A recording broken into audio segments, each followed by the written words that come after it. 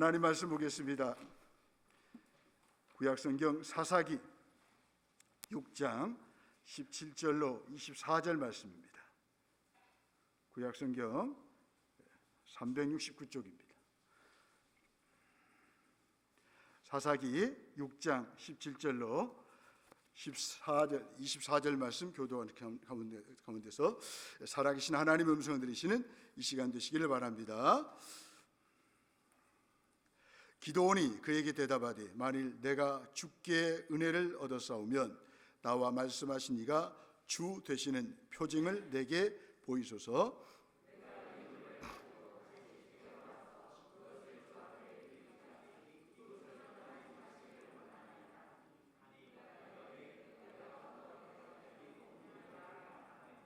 기드온이 가서 염소 새끼 하나를 준비하고 가루 한 에바로 무교병을 만들고 고기를 소쿠리에 담고 국을 양푼에 담아 상수리나무 아래 그에게로 가져다가 드리매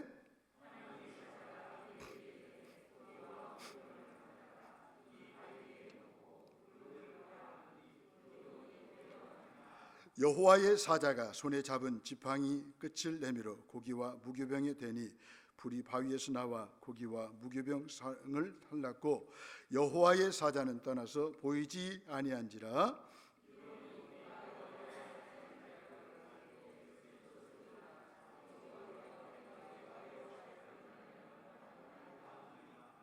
여호와께서 그에게 이르시되 너는 안심하라 두려워하지 말라 죽지 아니하리라 하시니라. 기드온이 여호와를 위하여 거기서 제단을 쌓고 그것을 여호와 샬롬이라 하였더라. 그것이 오늘까지 아비에셀 사람에게 속한 오브라에 있더라. 아멘. 하나님 아버지, 말씀을 주시니 감사합니다. 깨닫게 하시고 들려지게 하시고 말씀 앞에 순종하여 하나님 마음에 합한 삶을 살게 하옵소서. 예수님 이름으로 기도하옵나이다. 아멘. 샬롬의 은혜를 베푸소서, 이런 제목을 가지고 함께 은혜를 나누면서 기도 제목을 삼기를 원합니다. 나는 인생의 전환기에 처해 본 적이 있으십니까? 어느 날 갑자기 삶의 방향을 잃고 방황한 적이 있으십니까? 내가 이대로 간다면 내 인생은 도저히 안 되겠다는 어떤 위기의식을 경험하는 순간이 있었습니까? 전환기는 삶의 불안과 기대 혹은 삶의 절망과 기쁨을 함께 경험하는 혼란의 시기이죠. 사사기는 사사들과 그들의 시대에 관한 말씀이죠. 이 성경은 여호수아가 죽고 난 이후부터 사무엘이 등장하기 직전까지의 역사를 기록하고 있어요. 갑자기 여호수아가 죽으면서 이스라엘의 구심점이 사라진 거예요. 지도력의 진공 상태가 발생하였어요. 이제 우리는 누구를 믿고 살아야 하는가? 우리는 어디로 갈 것인가? 또 어떻게 될 것인가? 어느 한순간 이스라엘은 방향 감각을 잃어버렸어요. 이스라엘의 상황은 오늘날 우리가 살고 있는 시대의 모습이죠. 혼란을 경험하고 사람들은 갈피를 알지 못하고 방황하고 있어요. 우리가 살고 있는 이 시대가 바로 이런 전환기라면 이 시대를 살아가는 지혜는 무엇이겠습니까? 우리는 다른 어떤 시대보다 더 절실하게 하나님의 은혜를 구해야 합니다. 하나님의 인도를 구해야 하죠. 힘겹고 절망스러울 때, 꿈을 잃어버릴 때가 바로 주님의 은혜를 구할 때이죠. 나는 삶이 고통스럽고 혼미하여 앞이 보이지 않을 때 어떻게 행동하십니까? 우리가 인생길을 잃어버리지 않으려면 우리 시선을 하나님께 고정해야죠. 그분의 은혜를 따라 하루하루를 살아가야 하죠. 하나님은 주저하고 의심하고 겁내는 우리에게 은혜를 주십니다. 그 하나님은 샬롬의 은혜를 주십니다. 기도는 하나님을 엄하고 무시무시한 분으로 알았어요. 하지만 하나님은 자신의 샬롬을 주는 존재인 것을 기드온에게 알려주고 있습니다. 그제야 기드온은 여호와 샬롬이라고 하는 제단을 쌓고 하나님께 예배를 드렸습니다. 본문 24절이죠. 여호와 샬롬이라 하였더라. 우리를 향한 하나님의 생각은 에레미야 29장 11절에 보니까 재앙이 아니라 평안과 미래와 희망이라고 말씀하고 있습니다. 올 한 해를 마무리하면서 2023년도를 겁없이 두려움 없이 자신만만하게 출발하십시오. 왜요? 하나님은 우리에게 재앙을 주시는 분이 아니라 미래와 또한 우리에게 평안과 희망을 주시는 분이시기 때문에 그렇습니다. 기드온에게 나타나신 하나님은 두려움의 하나님이 아니라 샬롬의 하나님이셨습니다. 그래서 이스라엘 백성들은 이 샬롬이라는 단어를 좋아해요. 만날 때마다 샬롬 샬롬 샬롬 샬롬 그렇게 인사하기를 좋아하죠. 두려웠던 기드온에게 들려온 말씀은 평안이었습니다. 23절에 보니까 안심하라, 두려워하지 말라, 안심하라 이 말은 히브리 원문에 보니까 샬롬이라는 뜻이에요. 생명과 죽음, 평안과 두려움을 관장하는 역사의 주인은 하나님이십니다. 그분이 2022년도를 다스렸고 2023년도를 주관하시고 인도하실 줄로 믿습니다. 그러니 평안한 마음으로 내년을 출발하십시오. 하나님이 더 좋은 일을 행하실 것입니다. 이제 우리에게 남은 것은 이 주인 되신 하나님을 섬기고 경배하는 일입니다. 기드온은 여호와를 위해 단을 쌓고 여호와 샬롬이라고 이름을 지었습니다. 미디안인들에 의해서 고통을 당하던 이스라엘에 샬롬의 가능성이 주어진 것입니다. 현실은 두려워요, 불안해요. 그러나 하나님은 샬롬의 은혜를 주시겠다라고 약속하셨습니다. 그렇다면 샬롬이란 무엇입니까? 구약에서 샬롬은 상태보다도 관계를 말합니다. 하나님과 바른 관계를 맺고 있을 때 모든 것이 정상적으로 온전하게 만족하게 충만하게 채워지는 상태를 샬롬이라고 말하는 거예요. 그래서 여러분들 좋아하는 것 있죠? 좋아하는 것들을 다 모아서 엑기스로 결집시킨 것이 바로 샬롬이라는 뜻이에요. 이 샬롬은 어떻게 주어집니까? 하나님과 바른 관계를 맺을 때 주어지는 거예요. 샬롬은 올바른 관계를 유지할 때 받는 평화를 가리키고 있죠. 완전한 부족함이 없는 질서가 잡힌 충만한 것을 말하죠. 하나님과의 관계, 이웃과의 관계가 하나님 말씀에 근거한 대로 제대로 이루어졌을 때 느끼는 복을 샬롬이라고 말하죠. 온전한 샬롬은 하나님이 이 땅을 다스리심을 믿고 그분의 요구에 순종할 때 우리에게 주어지는 복이에요. 샬롬의 하나님은 바알 성전을 헐 것을 기드온에게 요구하십니다. 여러분, 우리의 샬롬을 깨뜨리는 것은 바로 하나님의 우상이라 그 말이에요. 25절에 보시면 하나님이 기드온에게 말씀하십니다. 바알의 제단을 허물어라. 그럴 때 기드온이 바알의 제단을 헐고 그 곁에 아세라상을 찍어버렸다라고 말씀하십니다. 여러분, 하나님이 기뻐하지 않는 거 찍어버리세요. 하나님이 원하지 않는 거, 하나님이 싫어하는 거 헐어버리세요. 그럴 때 우리에게 진정한 온전한 샬롬이 주어지게 되는 것이죠. 우리가 두 주인을 섬기면 샬롬이 없어요. 만족이 없어요. 채워지지 않아요. 하나님이 주시는 샬롬은 하나님의 백성들이 하나님만을 주인으로 모시고 이웃을 사랑하며 살 때에 가능한 거죠. 우리가 누리는 샬롬은 하나님이 주십니다. 여호와의 사자는 가나안 신들을 예배하는 장소로 쓰인 상수리 나무 아래에 오심으로써 이미 가나안 신과 하나님이 전투하실 것을 말씀하고 있어요. 11절 보십시오. 11절에 보시면 여호와의 사자가 아비에셀 사람 요아스에게 속한 오브라에 이르러 상수리 나무 아래에 앉으니라. 이렇게 말씀하고 있어요. 이때 기드온은 어떻게 합니까? 예물을 준비해서 상수리 나무 아래로 가져갑니다. 그리고 드디어 어떻게 합니까? 우상을 섬기던 자리에서 이제 하나님을 섬기는 장소로 바뀌는 것을 볼 수 있습니다. 무슨 말입니까? 온전한 샬롬은 우상을 섬기면 없다는 게 없어요. 하나님을 사랑하고 섬길 때, 주의 말씀에 순종할 때 우리에게 진정한 샬롬이 주어진다는 거예요. 욥기서 25장 2절에 말씀합니다. 하나님은 주권과 위엄을 가지셨고 높은 곳에서 화평을 베푸시니라. 이 말은 히브리어 말로 샬롬이라, 샬롬을 베푸시는 하나님이십니다.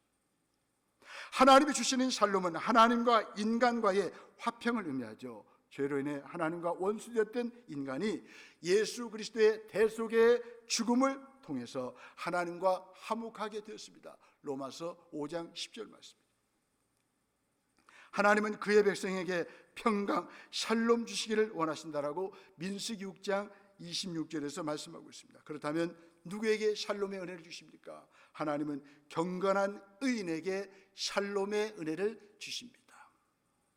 예수님께서는 제자들에게 세상이 주는 것과 같지 않은 평안을 주시겠다라고 약속하셨어요.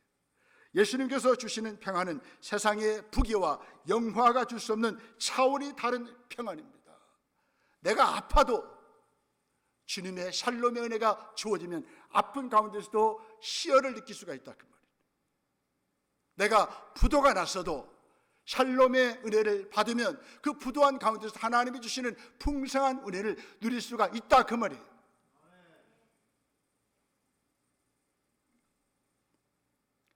하나님께서 이렇게 우리에게 신적 평안, 샬롬의 은혜를 주십니다. 그렇다면 누가 그 샬롬의 은혜를 누릴 수 있을까요? 구약에서는 경건한 의로운 삶을 사는 의인이 샬롬의 은혜를 누릴 수가 있다라고 말씀하고 있어요. 이사야 32장 17절에 말씀합니다. 공의의 열매는 화평이요 공의의 결과는 영원한 평안과 안전이니라. 경건한 의인이 샬롬의 은혜를 받을 것을 말씀하고 있습니다. 공의의 열매가 화평이라는 것은 의로운 삶을 산 경건한 의인이 화평, 샬롬을 누릴 것을 말씀하고 있어요. 이사야 48장 18절에 말씀합니다. 내가 나의 명령에 주의하였더라면 내 평강이 강과 같았었고 내 공의가 바다 물결 같았을 것이며. 이 말씀은 하나님께서 이스라엘을 책망하셨던 말씀이죠. 그들이 여호와의 명령에 주의했더라면 그들에게 평강이 임했을 것이라고 말씀하고 있어요. 하지만 이스라엘은 그렇지 못했습니다. 하나님께서는 이스라엘에게 평강을 강같이 흐르게 하기 위하여 여호와의 명령에 말씀에 주의하라라고 말씀하십니다. 여호와의 명령에 주의하는 자는 여호와를 경외하여 그의 말씀에 순종하기 위해 주의하는 경건한 자입니다. 시편 12편에 보니까 마지막 때가 되면 경건한 자가 끊어진대요. 하나님 앞에 충실한 자가 없어진대요. 이런 때 저와 여러분들은 경건한 자로 하나님 앞에 충실한 자로 믿음을 지키며 하나님 앞에 서 있어야 할 줄을 믿습니다. 경건한 자 있으면, 하나님 앞에 충실한 자가 있으면 이 세상은 달라질 거예요. 경건이 무엇입니까? 하나님을 알고 하나님이 기뻐하는 걸 따르고 하나님이 싫어하는 것을 거절하는 거예요. 마지막 때 경건의 모양이 중요한 게 아니고 경건의 능력을 소유하라라고 성경은 말씀하고 있습니다. 저와 여러분들이 누구예요? 경건한 자예요. 의로운 자예요. 그래서 우리에게 하나님은 샬롬의 은혜를 부어주실 거예요. 시편 85편 10절은 말씀합니다. 인애와 진리가 같이 만나고 의와 화평이 서로 입맞추며. 여러분, 악인에게는 평강이 없다라고 성경을 말씀합니다. 평강이 없다. 히브리어로 엔 샬롬. 하나님을 떠난 자, 하나님을 저버리는 자, 하나님 믿지 않는 자에게 진정한 평강이 없다 그 말이에요. 엔 샬롬. 그러나 저와 여러분들에게는 평강이 있다 그 말이에요. 하나님의 샬롬의 은혜가 주어졌다 그 말이에요. 이사야 48장 22절에 말씀합니다. 여호와께서 말씀하시되 악인에게는 평강이 없다. 구약에서 말하는 의로운 자, 경건한 자는 하나님께서 주신 계명들을 잘 지키는 자예요. 신앙 공동체에서 평화를 도모하는 사람들이에요. 이런 사람들이 하나님께서 샬롬의 은혜를 주시겠다라고 말씀하셨어요. 그는 하나님과 올바른 관계를 가지고 있을 뿐만 아니라 이웃 사람들과 바른 관계를 가지고 있는 사람이죠. 여러분들이 어느 곳에 가든지 좋은 관계를 맺으세요. 불화를 일으키지 말고, 화평을 깨뜨리지 말고. 우리 예수님 말씀하시잖아요. 하나님의 자녀들은 화평케 하는 자예요. 화평을 만들어내는 사람이에요. 우리는 피스메이커예요. 여러분, 가정도 그렇고 교회도 그렇고 직장도 그렇고 학교도 그렇고 세상도 그렇습니다. 여러분들이 가는 곳마다 화평을 만들으세요. 트러블 메이커가 아니라 평화를 만드는 사람으로 하나님이 우리를 부르셨다, 그 말이에요. 항상 남에게 유익을 주려고 노력하는 사람이 되십시오. 이제 성탄절이 가까우고 있습니다. 은혜 받은, 사랑받은 것에 감사해서 여러분들이 러브 상자 좀 만드셔서 좀 이웃에게 좀 돌리십시오. 돌리고 성탄의 의미를 좀 알려주십시오. 받은 사랑을 나누십시오. 항상 남에게 유익을 주려고 노력하는 사람이 경건한 사람이에요. 이런 사람들이 하나님께서 샬롬의 은혜를 주시겠다라고 말씀하셨습니다. 사사기 6장에서 사사 기드온이 만났던 하나님은 매우 따뜻하고 걱정거리를 없애주시는 샬롬의 하나님이십니다.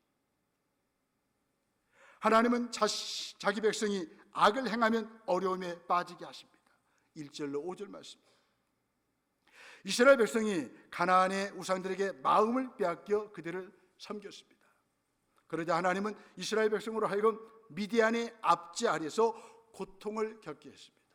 엔샬롬, 평강이 없게 하신 거예요. 이스라엘 백성은 우상을 숭배하는 세계에서 일어나는 무자비한 약탈을 경험했습니다.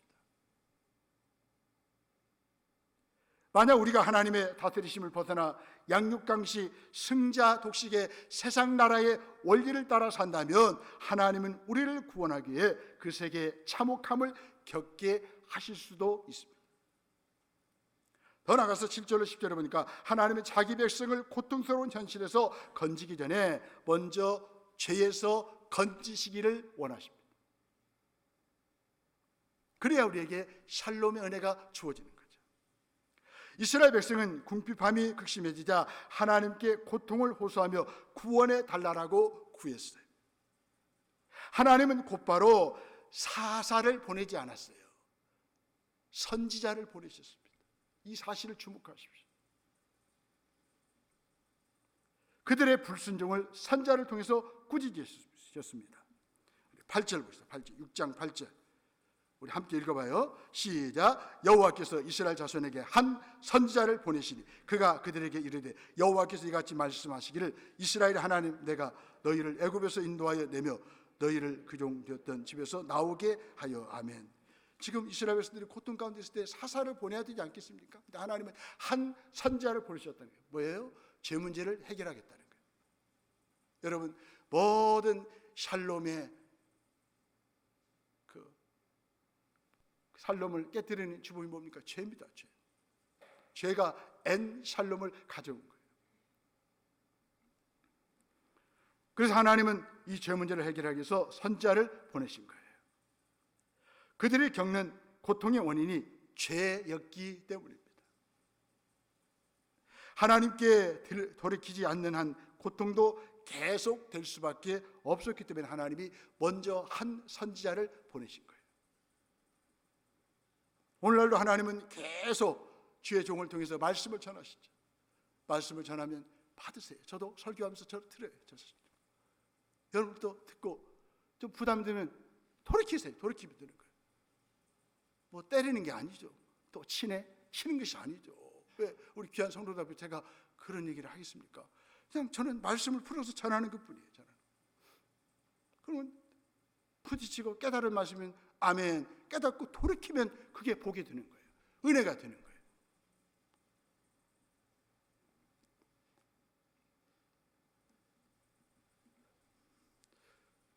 말씀에 비춰 내 마음과 삶에서 죄를 제거하는 일을 가장 우선에 둡시다. 그럴 때 우리에게 진정한 샬롬의 은혜가 주어질 거예요.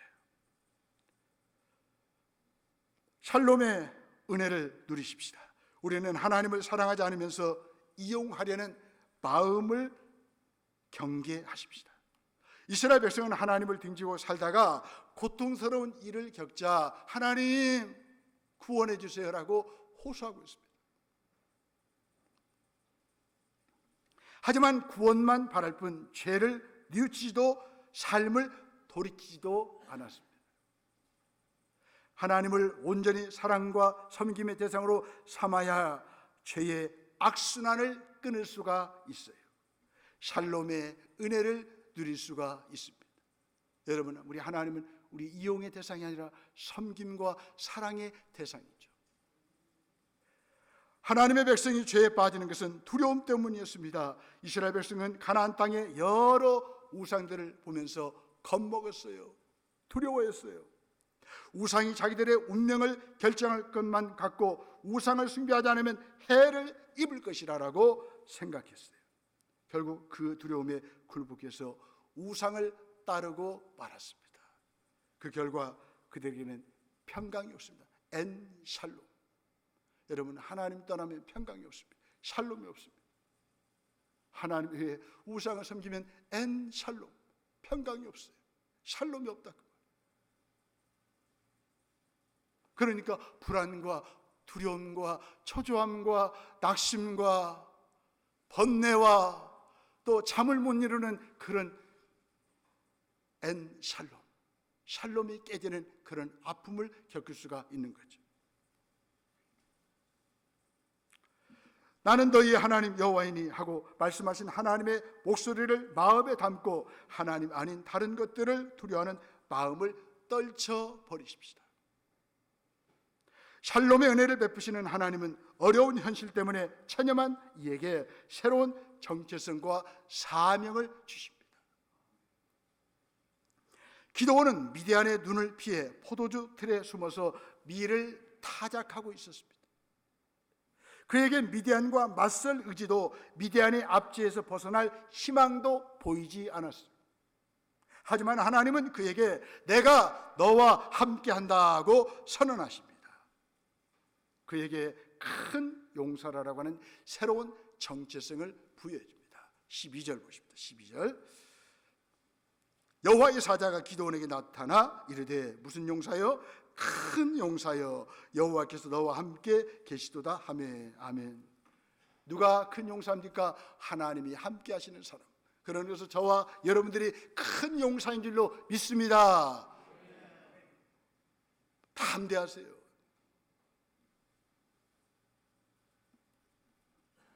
하나님은 우리가 현실에 주저앉아 있지 않기를 원하십니다. 하나님은 일어서기를 원하십니다. 다시 달려가기를 원하십니다. 새로 시작하기를 원하십니다.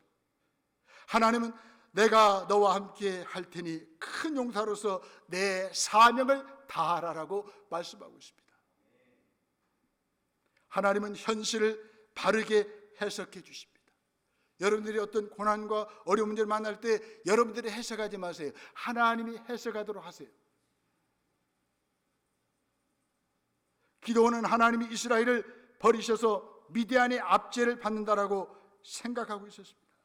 하지만 하나님은 기드온에게 그를 구원자로 세워 보내는 것이 바로 자신이 이스라엘을 버리지 않는 증거임을 일깨워주고 있습니다. 13절로 14절 말씀이죠. 사실 그들이 겪는 어려움은 그들이 하나님을 버린 결과였습니다. 내 자신의 악함 때문에 생긴 일을 하나님 탓으로 돌리면서 불평하진 않으십니까? 샬롬의 은혜를 베푸시는 하나님은 주저하고 망설이는 일을 격려하십니다. 15절 16절에 보니까 하나님께서 뭐라고 말씀하십니까? 내가 반드시 너와 함께하리니 내가 미디안 사람 치기를 몇 사람이요 한 사람을 치듯 하리라 하시니라. 아멘. 하나님이 샬롬의 하나님이신데 기드온에게 나타나셔서 어떻게 합니까? 주저하지 마, 망설이지 마, 강하고 담대해, 내가 너와 함께합니다, 내가 샬롬의 은혜를 줄게라고 말씀하십니다. 기드온은 자기가 미약한 가문의 보잘것없는 사람이라며 뒷걸음질 쳤어요. 그러나 작고 약한 것은 그의 능력이나 가문이 아니라 하나님을 믿지 못하는 그의 마음이었습니다. 하나님은 내가 반드시 너와 함께할 것이다, 너는 너끈히 미디안을 물리칠 것이다 하시면서 그의 마음을 크게 강하게 해 주셨습니다. 그렇습니다. 2023년도 하나님이 우리와 함께 하실 줄로 믿습니다. 2023년도 우리는 걱정할 거 없어요. 너끈히 내년도 잘 살 수 있도록 샬롬을 주시는 하나님께서 우리에게 붙드시고 함께 하시고 인도해 주실 거예요. 하나님은 믿지 못하는 이가 믿을 수 있게 도와주십니다. 본문 17절로 21절 말씀입니다. 기도원은 믿지를 못하는 거예요. 뭐라고 이야기합니까? 17절에 보니까 주 되시는 표정을 내게 보이소서. 하나님도 참 답답하셔. 그렇게 말씀했으면 기도원이 아멘, 샬롬에 내려주신 것 감사합니다, 내가 강하고 담대하겠습니다, 이렇게 반응을 보이면 얼마나 좋겠습니까? 주가 되시는 표정을 보입니다. 그러니까 또 주님은 어떻게 그 표정을 보여주셔요. 표정. 그래서 본문에 보시면 이제 상수리나무 아래에 가져갑니다. 가져가면서 뭡니까? 한 네바로 무교병을 만들고 고기를 만들어 놓고 이제 바위 위에다 올려놨는데 뭐가 임했어요? 불이 임해서 다 태워버렸습니다. 그래서 하나님이 함께 하신 걸 보여주고 있습니다. 아까 말씀드렸잖아요. 상수리나무 아래는 바로 가나안 신들의 제단이었거든. 여기에 의도적으로 갖다 놓고 내가 불로 딱 태워버리니까. 그래서 가나안의 신, 우상은 아무것도 아니라는 거예요. 우상은 우리에게, 이 세상에 어떤 것도 우리에게 샬롬을 줄 수 없다 그 말이죠. 불을 내리신 하나님, 이 불은 바로 하나님의 임재를 상징하는데 우리와 함께 하시는 하나님이 우리에게 진정한 샬롬을 줄 것을 말씀하시는 거예요.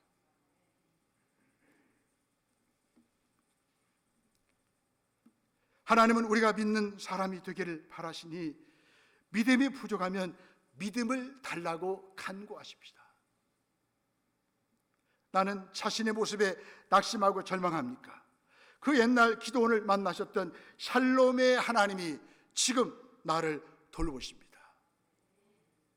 내년에도 돌보십니다. 남은 생애를 돌보십니다.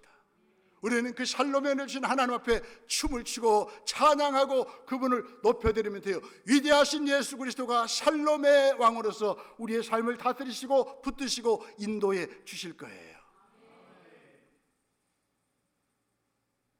그래서 여러분들 명령하세요. 위대하신 예수 그리스도를 명하노니 불안은 아웃, 우울은 아웃, 불면증은 아웃, 나가라 명령하세요. 명령. 좌절하고 낙심하게 하는 거, 의심하는 거 아웃, come out, 나가. 위대하신 예수 그리스도를 명하노니 나가라 명령하시면 되는 거예요. 그걸 껴안고 살면 안 되죠.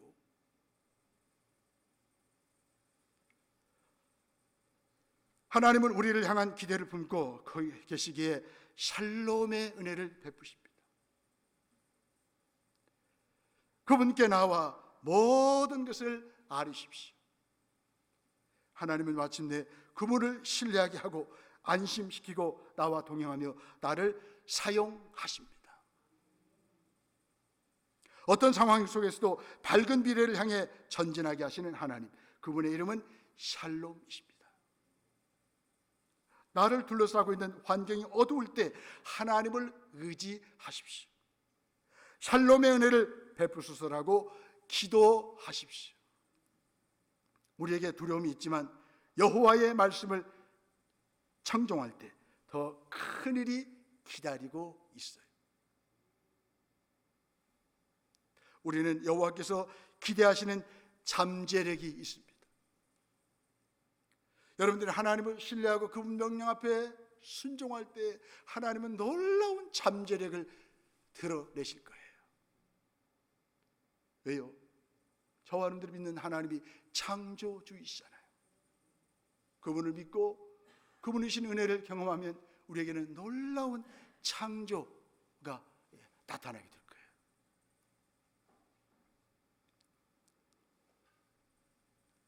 그 하나님의 잠재력을 발휘하려면 샬롬의 은혜를 베푸시는 하나님의 부르심에 순종하십시다. 그분의 인도하심과 명령하심에 철저히 순종하십시다. 진정한 샬롬의 은혜는 하나님으로부터 오기 때문입니다. 당신이 먹는 것이 바로 당신 자신이 된다는 말이 있어요. 이 말을 좀 바꿔보면 당신의 행동이 당신이 누구인지를 말해준다는 말로 바꿀 수가 있죠. 내 존재에 걸맞은 삶을 살아가야 합니다. 내 존재에 걸맞은 삶이란 샬롬이 없는 엔샬롬 세상에서 살아가는 우리에게 참 샬롬이 무엇인지 보여주는 여호와 샬롬을 선포하는 일입니다. 아멘. 기도하겠습니다.